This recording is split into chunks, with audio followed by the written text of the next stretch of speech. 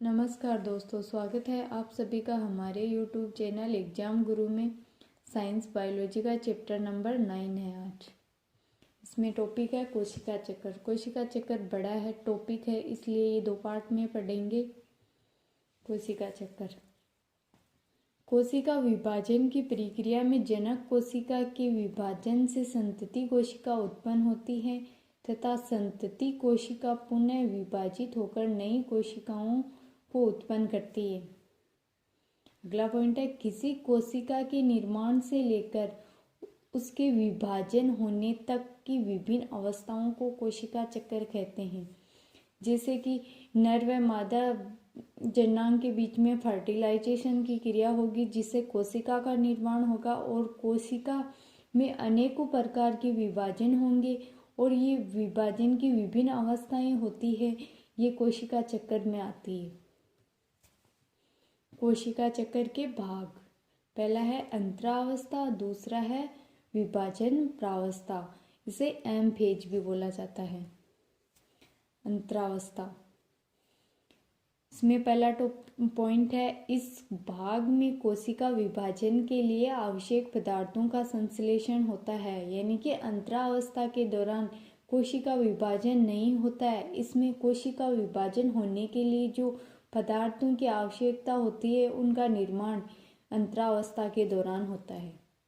अगला पॉइंट है, इसे कोशिका विभाजन की तैयारी की प्रावस्था भी कहते हैं। यानी कि इसमें कोशिका विभाजन नहीं होता है, इसमें विभाजन होने के लिए तैयारी होती रहती है। यार एग्जाम में इसे क्वेश्चन पूछा जा सकता है, कोशिका विभाजन की तैयारी की प्रावस्था किसे कहते हैं? तो अंतरावस्था को कहते हैं। अगला पॉइंट है, अंतरावस्था की प्रावस्थाएं।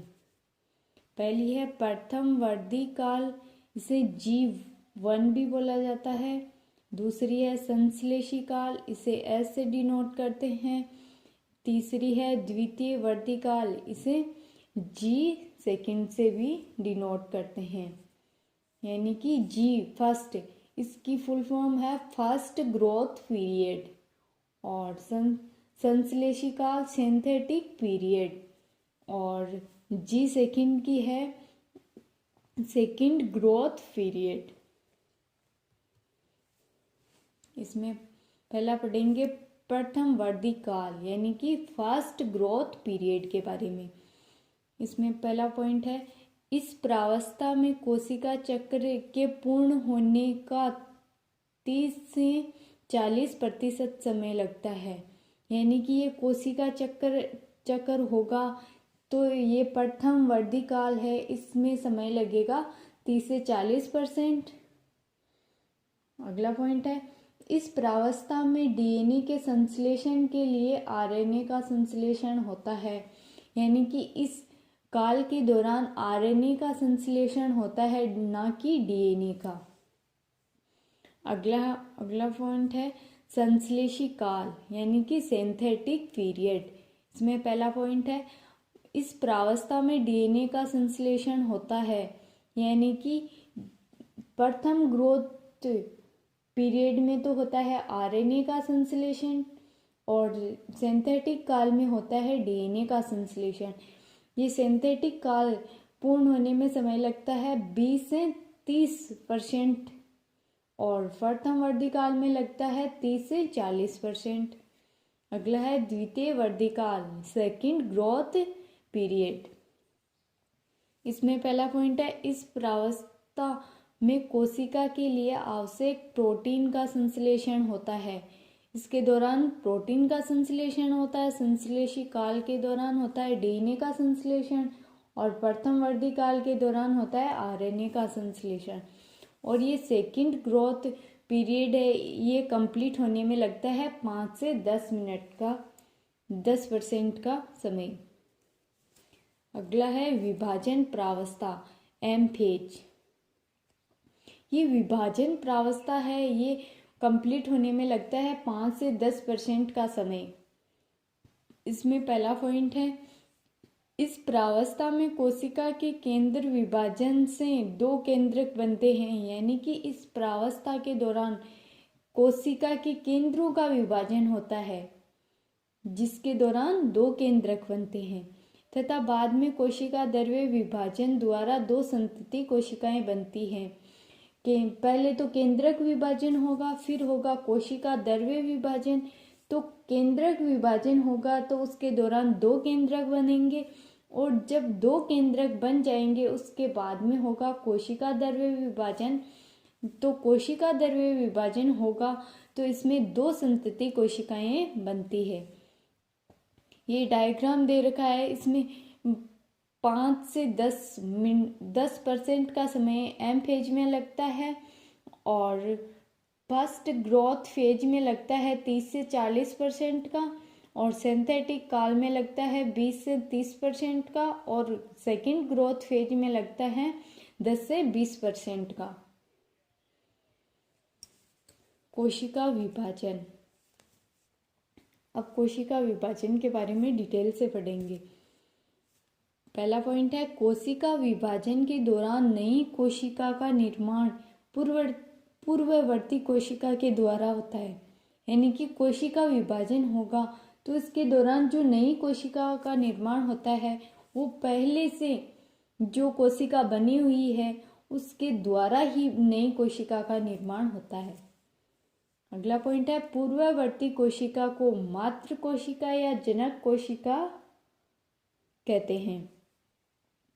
जो पहले से बनी हुई कोशिका थी उसको मातृ कोशिका, जनक कोशिका या मदर सेल भी बोला जाता है। अगला पॉइंट है प्रत्येक बहुकोशिकीय जीव के जीवन का प्रारंभ एक कोशिकीय निषेचित अंड युग्मनज द्वारा होता है।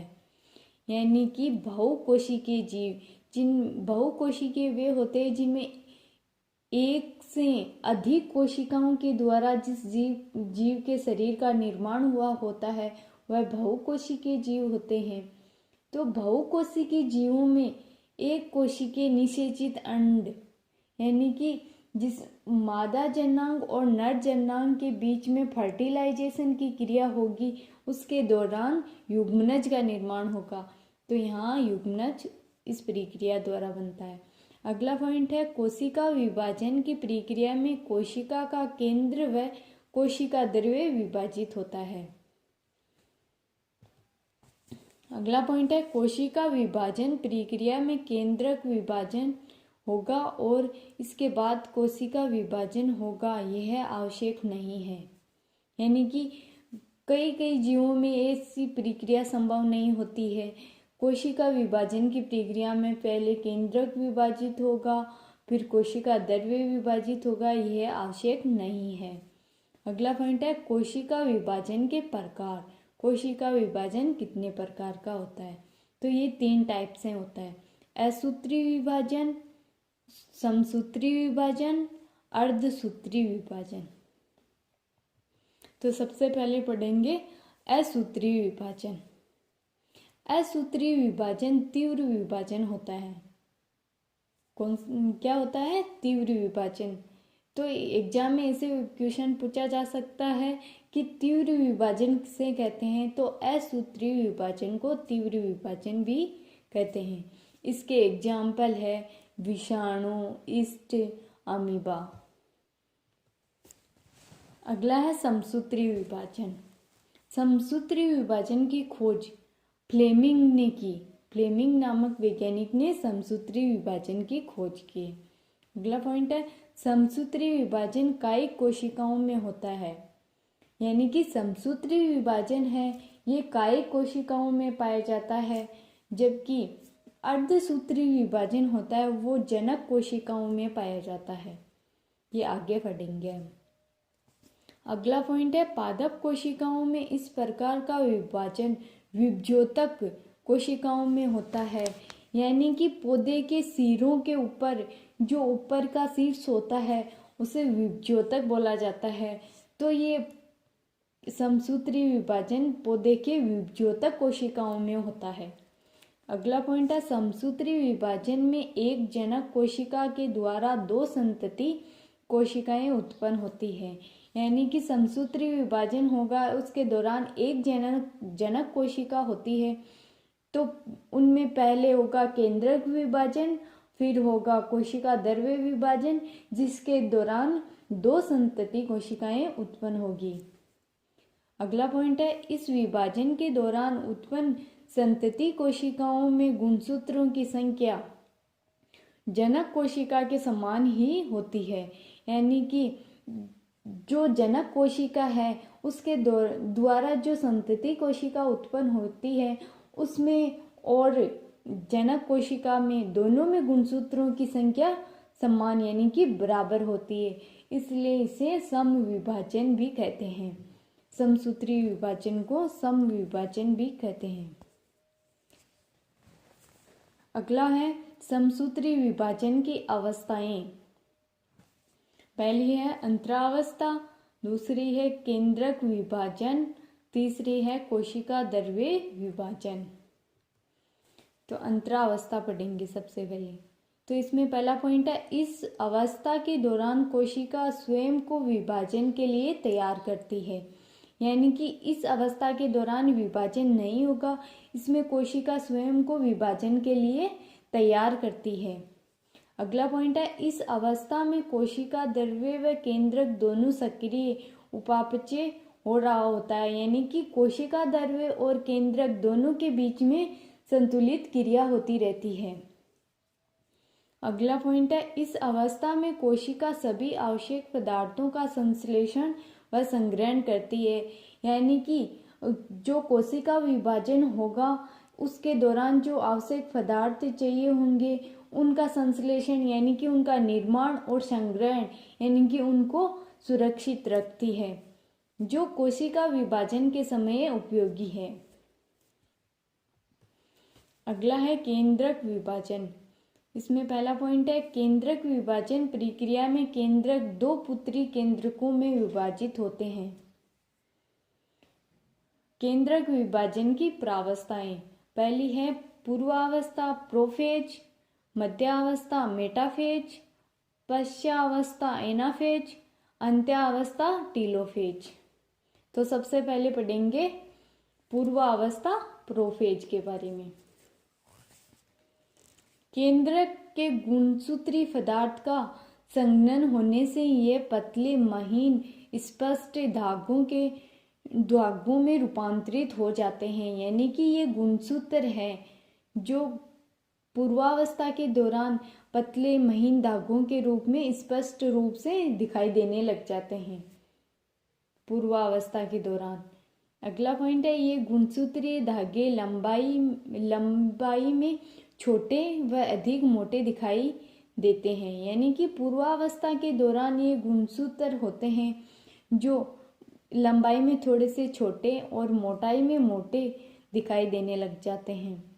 अगला पॉइंट है, इस अवस्था में गुणसूत्र के दोनों अर्ध गुणसूत्र अधिक स्पष्ट हो जाते हैं, यानी कि ये गुणसूत्र, ये डायग्राम बना हुआ है इसमें दिख रहा है ऊपर की साइड में और नीचे की साइड में ये बीच में ये डॉट यानी कि ये क्रोमोसोम यानी कि ये सेंटर बिंदु है, ये अर्ध गुणसूत्र को डिवाइड करता है। ऊपर अर्ध गुणसूत्र है और नीचे अर्ध गुणसूत्र है, तो ये बीच में है, इसे गुणसूत्र बिंदु या सेंट्रोमियर बोला जाता है।